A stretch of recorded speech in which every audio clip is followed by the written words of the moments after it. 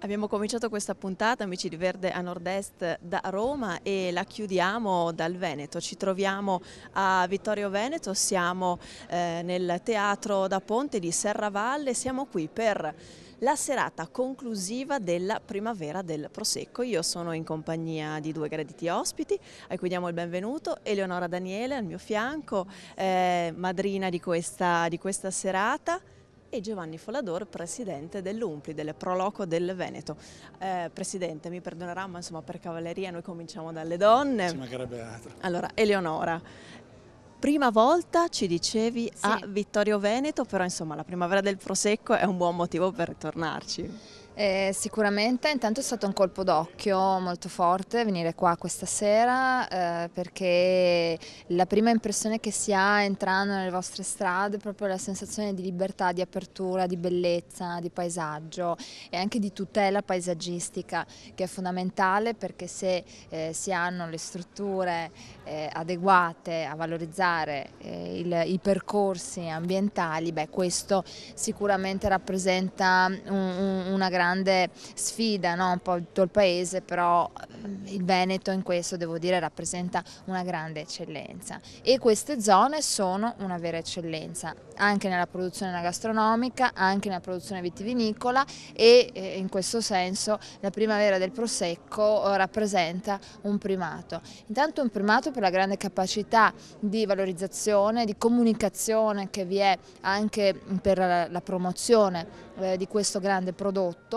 e perché bisogna infatti fare conoscere questa eccellenza anche al di fuori delle nostre pareti domestiche, no? Per cui anche in tutto il resto d'Italia e più possibilmente, ancora meglio, in altri mercati esteri, soprattutto nei mercati che sono oggi in via di sviluppo e che hanno bisogno del nostro prodotto.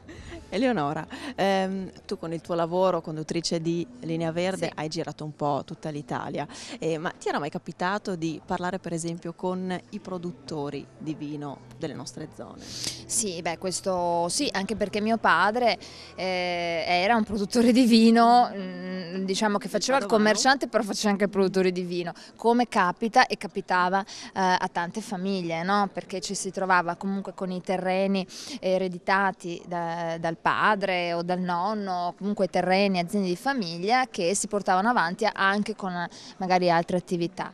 Per cui so bene, conosco molto bene la vita del contadino, perché l'ho vissuta in prima persona, in prima battuta.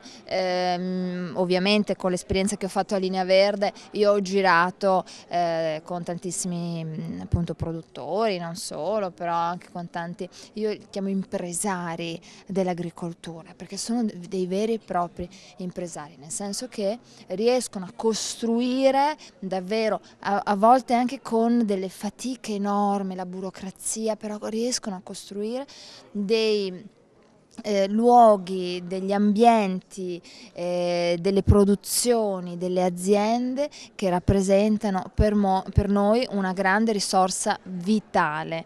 E non solo mi è capitato di conoscerli, ma mi capiterà ancora di conoscerli, perché voglio raccontare anche nel prossimo programma che farò storie di agricoltori.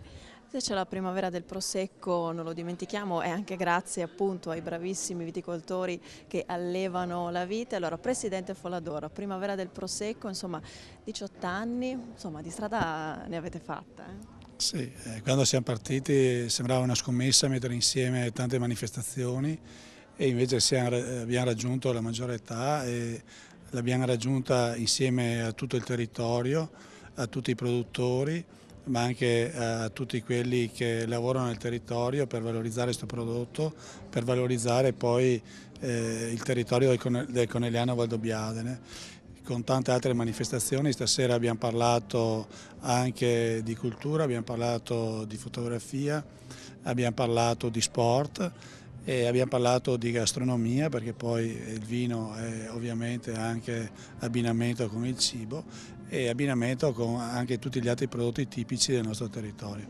Questo Territorio è, a tutto tondo.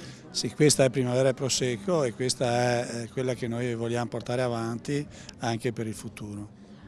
una parola, un pensiero per i tantissimi volontari che lavorano nelle Pro Loco. Sì, sono l'anima di questa manifestazione, perché alla fine, se non ci fossero loro, tutto questo non sarebbe possibile. E chiaro, con le poche risorse che abbiamo noi riusciamo a fare tutte queste manifestazioni e riusciamo a fare tutte queste cose. Grazie a Giovanni Follador, presidente dell'UMPLI del Pro Loco del Veneto, grazie ad Eleonora Daniele. Grazie. E noi qui da Vittorio Veneto vi salutiamo, restate con noi però perché Verde a Nord-Est continua.